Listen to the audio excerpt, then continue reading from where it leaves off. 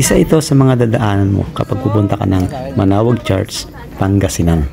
Mga rebulto ng santo na pwede kang bumili at ipabless mo sa loob ng Manawag Church. Maaari ka ring bumili ng kandila dito na ititirik mo sa loob ng simbahan. Pero meron din kandila na nabibili sa loob ng simbahan na ititirik mo doon na mas makakamura ka ng presyo. May mga nagsasabi na ang simbahan daw ng Manawag ay nagbibigay ng isang katuparan sa iyong mga kahilingan. Katulad ng kung ikaw ay nag-a-apply ng trabaho abroad. Sinasabi nila, dito ka raw magpunta at ilapit ang iyong mga kahilingan. Pero syempre, yan ay depende sa iyong paniniwala. May mga taong naniniwala at may mga taong hindi naniniwala. Yan ay depende sa iyong pananampalataya.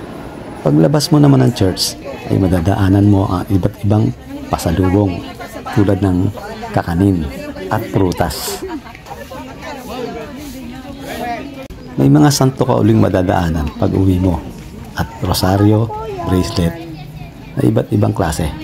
Dito yan sa Manawag, Pangasinan.